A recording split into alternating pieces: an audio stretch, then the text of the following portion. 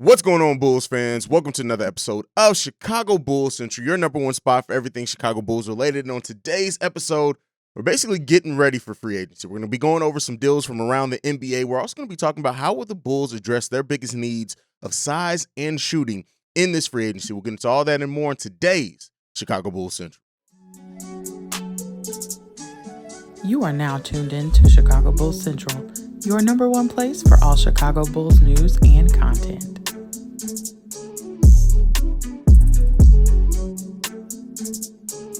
All right, Bulls fans, so we're diving right in. So it's been a lot of maneuvering around going in the NBA, mainly done by the New York Knicks, who the New York Knicks just completed a deal sending Nerlens, Noel, and Alec Burks, as well as two future second-round picks to the Detroit Pistons, unloading $19 million in space as they prepare to offer Jalen Brunson a huge deal. We've heard everything between $100 million to $110 million for Jalen Brunson. And it's so interesting to see the New York Knicks be as aggressive as they have been to clear cap space, have a target, zero in on that target, even change what was reportedly their mindset on Mitchell Robinson. A lot of people expected New York to kind of let Mitchell Robinson go away. At this point now, they are trying to not only re-sign Mitchell Robinson, but also bring in Jalen Brunson to keep that team and to see what that team does. Now, the interesting thing with the Jalen Brunson and their interest there is, Jalen Brunson looks great next to Luka Doncic, right? He looks great. A lot of players would. He's benefited a lot off of it. But the question is how is Jalen Brunson going to look without Luka Doncic? And, the New York Knicks, while, RJ Barrett had a great kind of a breakout season for him as well. Julius Randle, can he get back to being that player he was when he got that deal? But I wanted to look at games last season that Jalen Brunson played without Luka. And in those games, he averaged 20.4 points per game, 7.5 assists per game, and almost 4 rebounds per game, especially at his size. That's pretty big. Shooting averages of 49% overall from the field and 35% from the three-point range in games without Luka Doncic. So the Knicks are technically, yes, we know his averages are even better than that when you factor in the whole season. But without Luka, they're getting a player that still averages 24, 7, and 4. That's quite an impact on the team. And so I can understand their interest there. What does it do for the rest of the roster construction, things like that? It's going to be interesting to be seen. But the New York Knicks being aggressive in free agency to go after a person that they've targeted and they've had on their board, and shouts out to them. We'll see how it ends up working with the Knicks and Tom Thibodeau still being the coach down there. But it's just fascinating as a person who watches the NBA to just see the Knicks go this much in and having the 11th pick, trading that 11th pick, walking away with no rookies, and just being really focused on clearing that cap space and making it happen. Now, they did have a partner in Detroit that, Detroit still has $23 million in cap space even after this deal, which is crazy. You absorb $19 million in cap without sending out any salary, and you still have $23 million in cap space. That's wild. Now, maybe we can convince Detroit to take or Tony Bradley. Can they take Tony? Don't they want another center in Tony Bradley?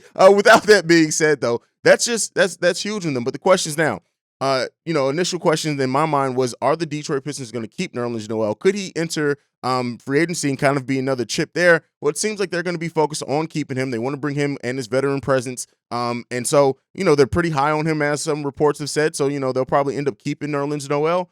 But dang, the Knicks are really just they're going for it. They're going for it. Now, we still have quite a few chips left in this free agency that may fall, that may not fall into the trade deadline. We have Rudy Gobert, DeAndre Ayton, DeJounte Murray, John Collins, and Miles Bridges, just to name a few of some of the players that are still expected to kind of move teams or have been rumored to, either want out their team or the team to want to move away from them. Rudy Gobert, we've talked about here very heavily.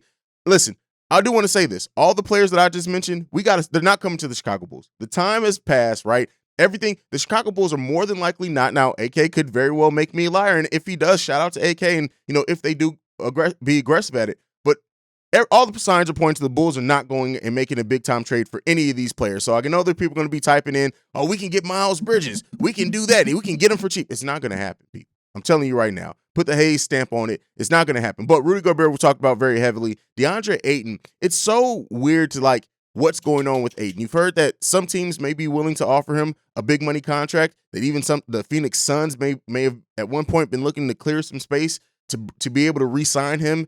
Cam Johnson, to move some players like that. Some Bulls fans are interested in Cam Johnson if the Bulls do decide to move him. But we'll see what those chips end up falling. The DeJounte Murray thing is really kind of weird to me because we heard at the start of offseason, right? It was reported that some people were rumored that the Spurs may go after Zach LaVine to pair with DeJounte Murray. Now to hear that the Spurs may be looking to move on from him in the right deal. Now, we know that they may be looking to get into the high draft picks next year, which would make sense. But the DeJounte Murray thing is one of those ships that, you hear like Atlanta's possibly looking to pair him with Trae Young and things like that. It's just really interesting. And we know the Spurs, they typically an organization that completely thinks things through. With this being Pop's possible last season there, I think for sure his last season. Are they looking to go into a total rebuild to kind of just clear the deck, clear everything, and get the most talent available? Could be something like that, but it's still really just weird to hear DeJounte Murray, his name being as actively talked about as what it is. Now, John Collins is his next one.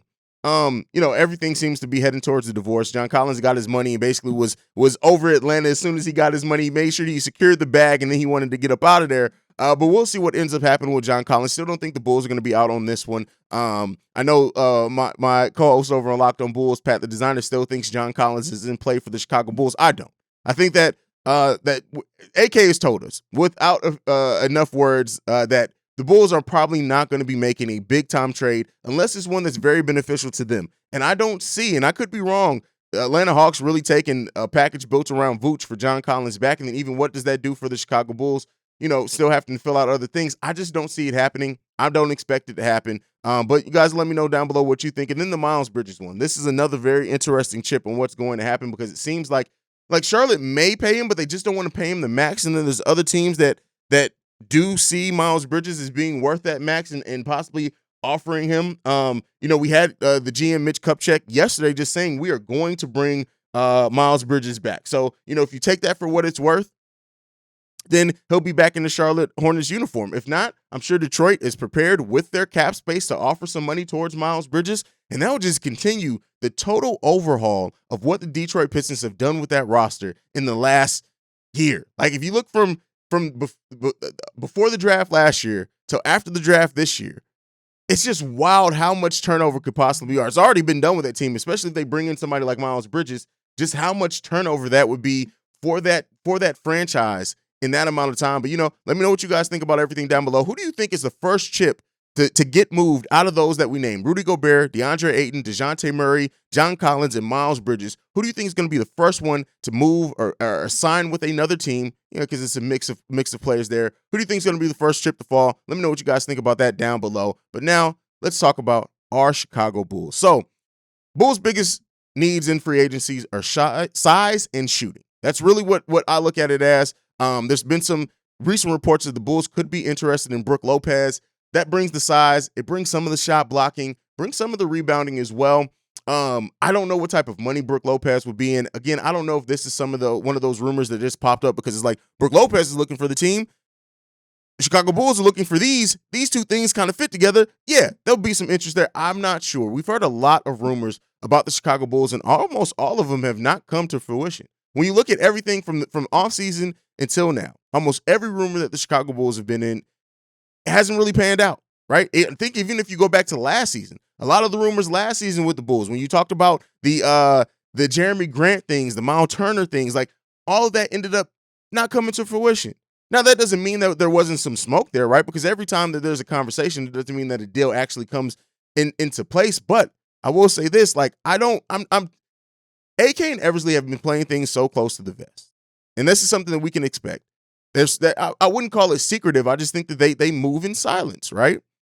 That I don't believe almost any rumor that comes out about them because it's like, who really has an in with AK and Eversley?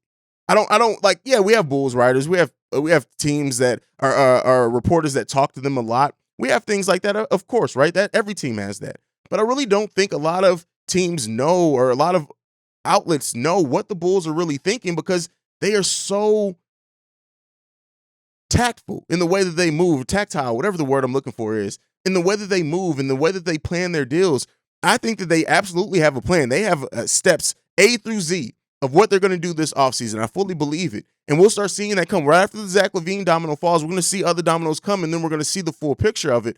But I just don't see a lot of these rumors actually panning out because I just don't think that a lot of teams have that type of in with this Bulls front office. But with that being said, interest in Brook Lopez. Does he bring some of the things the Bulls need? Absolutely. It depends on what type of deal he would come in at. Let me know what you guys think down below on the potential of Brook Lopez joining this team. But what are some of the players and what are some of the things that we can see the Chicago Bulls team going after in this free agency? We know we need size. We know we need shooting. I said on yesterday's episode, I don't necessarily know what the Bulls do out on the wing. We may see a focus on a big, a true center, and then maybe another player that can play either the 3 and the 4 or the 4 and the 5 and can play multiple positions to kind of maximize on those minutes.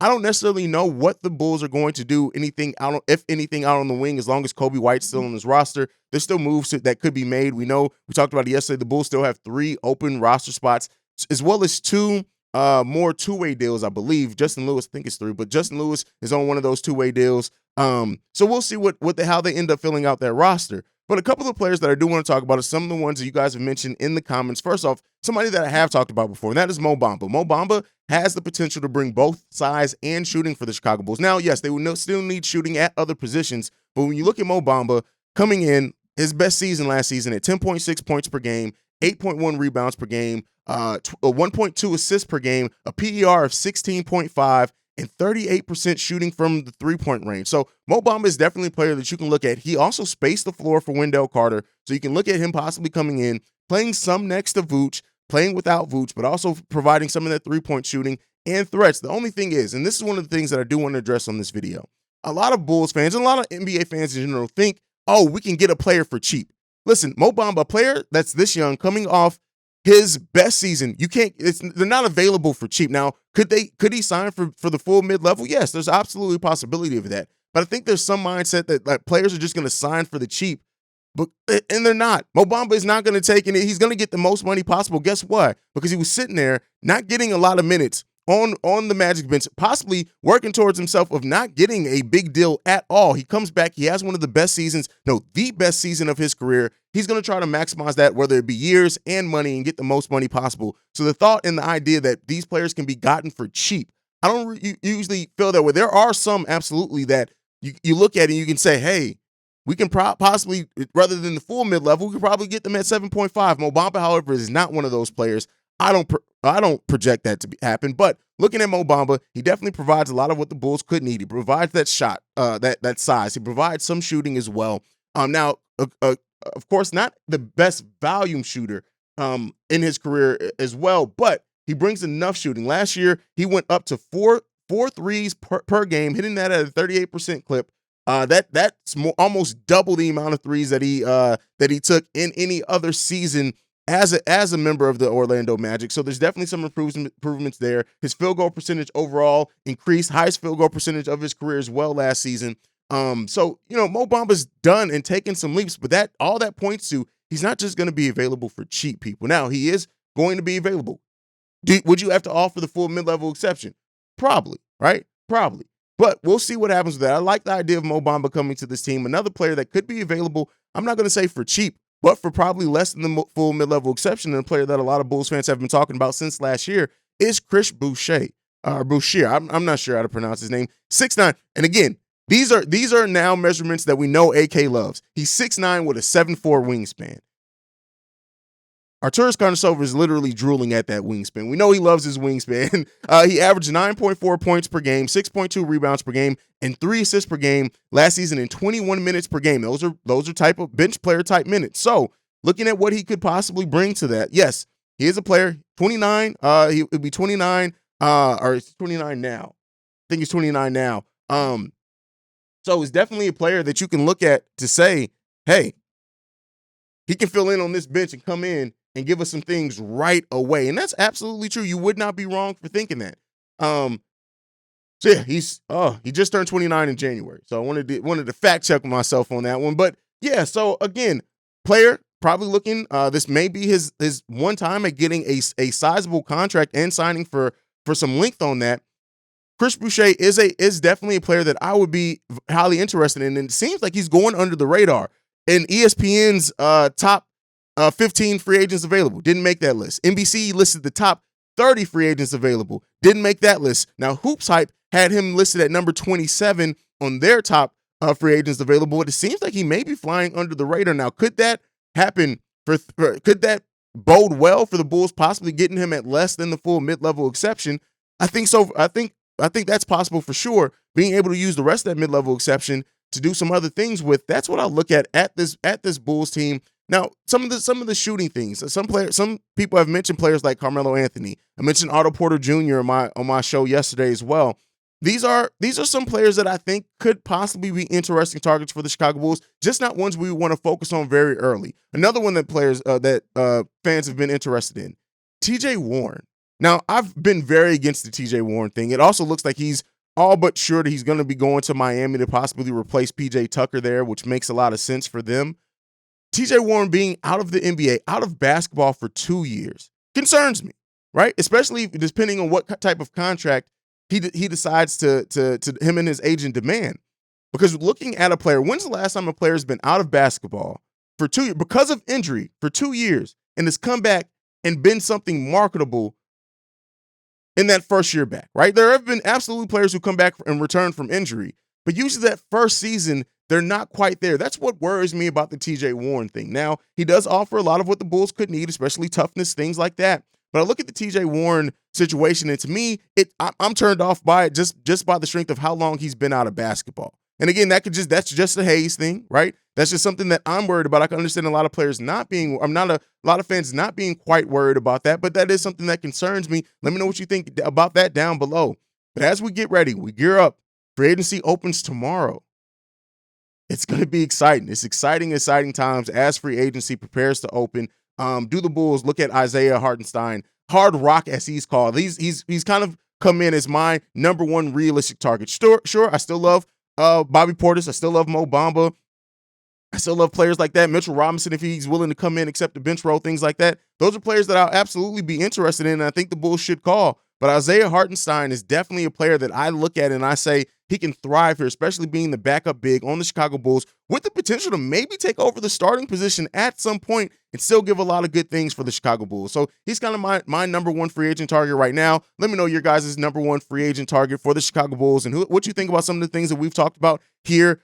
Free agency chips left to fall, TJ Warren, Mo Bamba, Chris Boucher, things like that. Where you guys sit at right now. And another thing that I do want to address before we go today is the luxury tax and the Chicago Bulls. We're going to very well see what the Bulls' mindset is. We heard Michael Reinsdorf say that, hey, listen, he's willing to pay the tax, right? That's up to AK and Eversley.